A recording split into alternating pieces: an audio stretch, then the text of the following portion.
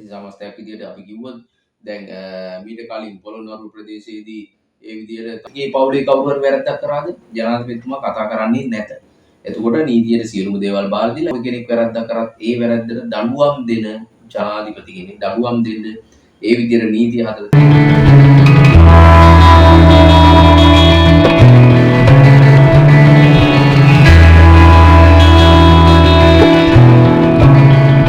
Hi guys, so now the සුපුරුදු පරිදි අපි ප්‍රෝග්‍රෑම් එකකින් හමු වෙනවා. ඉතින් ඇත්තට මොකද්ද මේ සිද්ධ වෙන්න යන්නේ මාලිමාවට? මාලිමාව ආණ්ඩුවට දැන් මේ සිද්ධ වෙන යන දේවල් එක්ක පැහැදිලිවම හිතා ගන්න බැරි දේවල් සිද්ධ වෙනවා. ඉතින් ඒකත් එක්ක බලද්දී දැන් ඊයේ දිනේදී එප්පාවල ප්‍රදේශයේ මේ විදුහල්පති කෙනෙක් ප්‍රාථමික විද්‍යාලයක විදුහල්පති කෙනෙක් සහ ඔහුගේ පුතා මේ කුඩු බිස්නස් කරලා ඔන්න දැන් මාට්ටු වෙලා පොලිසියට මාට්ටු වුණා. ඉතින් මෙන්න මේකත් එක්ක බලද්දී මාලිමාවේ മന്ത്രിවරියක්ගේ හස්බනුයි පුතයි තමයි මේ දෙයට මේ යොමු වෙලා ඉඳලා තියෙන දීර්ඝ කාලීනව තිස්සේ. ඉතින් මේකත් එක්ක පැහැදිලිවම බලද්දී මේ දැන් නාමල් රාජපක්ෂලා වුණ දැන් විශාල චෝදනා ගොඩක් එල්ල කරනවා රජයට. මේ දේවල් වලට කල්නුත් උන් චෝදනා එල්ල කරා. මොවුන් තමයි මේ කුඩු නිර්මාණය මේ අයිස් මේ දේවල් මේ රට තුල නිර්මාණය කරලා විශේෂයෙන්ම රටින් පන්නලා කන්ටේනර් පිටින් පන්නලා නැවත ඕන් මේ දේවල් අත්පත් කරගෙන ඒ විදිහට දැන් ඔන්න ජනතාව ඉදිරියේ හොඳ මුහුණ පෙන්වන්න තමයි මේ උත්සාහ කරන්නේ. බොරුවෙන් ජීවත් වෙන මේ ආණ්ඩුවක් මේක කියලා වුන් කියනවා. ඉතින් මෙන්න මේ වාගේ චෝදනා ගොඩක් යටතේ තමයි දැන් මාලිමාවට ඉන්න සිදු වෙලා තියෙන්නේ. මොකද විශේෂයෙන්ම මේ පහුගිය දින කිහිපය තුළ මාලිමාවේ ඒ කියන්නේ മന്ത്രിවරුන්ගේ එතකොට ඥාතිවරුන්ගේ එක එක දේවල් එක්ක වැරදි ගොඩක් එළියට ආවා. ඉතින් සමස්තයක් විදියට අපි කිව්වොත් දැන් මීට කලින් පොළොන්නරුව ප්‍රදේශයේදී ඒ විදියට තමන්ගේ සහෝදරයාගේ ගෙදර ලයිට් කැපුවා කියලා එතකොට ඔහු ලයිට් බිල් ගෙවන්නේ නැතුව ආව නිලධාරීන්ට සද්ද දාලා එහෙම කරා කියලා ඒ විදියට മന്ത്രി කෙනෙක් පාට් එක දාලා තියෙනවා එතකොට පොලිස් නිලධාරීන්ට සහ ඒ නිලධාරීන්ට. ඉතින් එතකොට මෙන්න මේ මොහොතේදී ඔහු අත්අඩංගුවට අරගෙන තියෙනවා. ඒකවල මාලිමාවේ മന്ത്രി කෙනෙක්. ඉතින් එතකොට මෙන්න මේ වාගේ දේවල් එක්ක තව තියෙනවා. තව සිද්ධ වුණා දේවල් කේල්බද්දර පත්මේගේ. ඉතින් කේල්බද්දර පත්මේගේ නඩුවට කතා කරලා ඒ වගේම කේල්බද්දර පත්මේගේ දැන් සෙව්වන්දීට පිස්ටල් එක දාගෙන යන්න ආණ්ඩුක්‍රම ව්‍යවස්ථාවේ පොත ලබා දුන්නා කියලා ඒ ලෝයර් නෝනා කෙනෙක් අත්අඩංගුවට ගත්තානේ. ඉතින් එතකොට මේ දැන් ඔය සෝෂල් මීඩියා වල ෂෙයා වෙන්න ගත්තා ලෝයර් නෝනාගේ හස්බන්ඩ්ුත් මේ මාලිමාවට සම්බන්ධයි කියලා. ඉතින් මෙන්න මේ වාගේ දේවල් එක්ක බලද්දි පැහැදිලිවම මේ මාලිමාව ආණ්ඩුවෙත් මේ වාගේ තකතිරු ගොන් බොරු රැලක් ඉන්නවද? මොකද අපි ඡන්දෙ දුන්නානේ පැහැදිලිවම ජනාධිපතිවරණයේදී මහ මැතිවරණයේදී 2025 පළාත් පාලන මැතිවරණයේදී මැතිවරණ තුනේදීම ඡන්දෙ දුන්නා මාලිමාවට මේ රට ගොඩ ගන්න. ඉතින් එතකොට එහෙම ගොඩ ගන්න ඡන්දෙ දීලා දැන් වර්තමාන ජනාධිපතිතුමා මේක හරි පිළිවෙලට කරගෙන යනවා.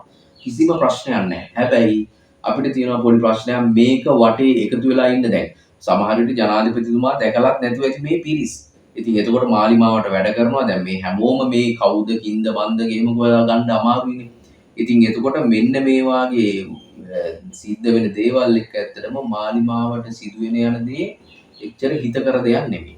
මොකද මේ විදිහට දැන් මේ විදුහල්පති කෙනෙක් ඒ විදිහට කුඩු බිස්නස් කරනවා කියන්නේ මේ රටක ඉතිහාසෙවත් අහන්න තිබුණාද? දැන් හැබැයි අහන්න දකින්න ලැබෙනවා.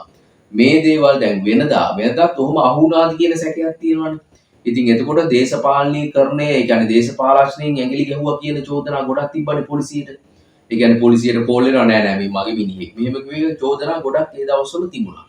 ඉතින් එතකොට දැන් කිසිම ප්‍රශ්නයක් නැහැ.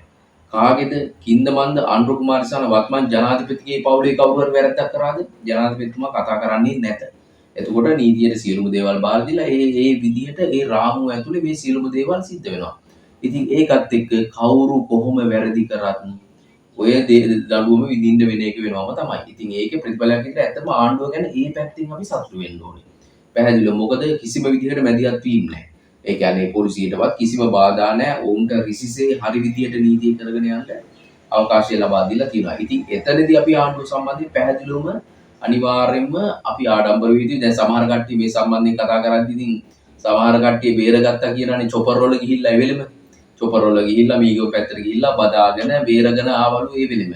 ඉතින් එහෙම අතීතයක් තිබුණු රටක මේ විදියට මේ වාගේ දේවල් සිදුවෙද්දී ඇත්තටම ආඩම්බරයි හේතුව මේ විදියට කවුරු කොහොම කින්දමන්ද කරත් තමන්ගේ පවුල කෙනෙක් වැරද්දක් කරත් ඒ වැරද්දට දඬුවම් දෙන ජනාධිපති කෙනෙක් දඬුවම් දෙන්න ඒ විදියට නීතිය හදලා තියෙන ජනාධිපති කෙනෙක් ඉන්නේ ඇත්තටම. ඒක විශේෂයෙන්ම අපි මතක් කරන්න ඕනේ. මොකද මීට කලින් සමහර දේවල් ඒකයි අපි පැහැදිලිවම කිව්වේ පොලිසියට ඉන්වෝල්ව් වුණා සමහර ඇමතිලා අපිට ඕන තරම් වොයිස් කට් ඒ කියන්නේ මේ රෙකෝඩින් අනම්මනම් අහන්න දකින්න ලැබුණානේ සෝෂල් මීඩියා තුල. ඉතින් එතකොට අන්න ඒ වගේ දේවල් එක්ක පැහැදිලිවම කතා කරද්දී මේ විදිහට මේ රටේ නීතියේ යන එක ගැන ඇත්තටම සතුටුයි. කෙසේ හෝ වේවා අපි කියන්නේ මේ දැඩි දඬුවම් පමුණවන්න ඕනේ මේ විදිහට මේ අයිස් මත්ද්‍රව්‍ය මේ විදිහට බිස්නස් කරලා ප්‍රින්සිපල් කෙනෙක්. එතකොට මුළු ඉස්කෝලෙම ඒ දරුවන්ව ඇබ්බැහි කරන්නේ ඕකට ප්‍රින්සිපල් කෙනෙක්. ඉතින් එතකොට ඉතිහාසයක් අහන්න දකින්න ලැබුණ නැති දේවල් තමයි මේ. ඉතින් අපි බලාපොරොත්තු වෙනවා මේ අයිස් වසංගතේ, කුඩු වසංගතේ, මත්ද්‍රව්‍ය වසංගතේ මේ මුළු රටින්ම තුරන් කරලා දායි කියන එක බලාපොරොත්තුවක් තියෙනවා. මං ජනාධිපතිතුමා ඒ දේ සම්පූර්ණයෙන්ම මුලින්ම පුරා දමයි කියන බලාපොරොත්තු ජනතාව තුළ තියෙනවා. ඉතින් එහෙනම් ඔබගේ අදහසත් අනිවාර්යයෙන් කමෙන්ට් කරගෙන යන්න. අද ඉල්ලා සිටිනවා channel එක subscribe කරන්න. ජයෙන් ජය.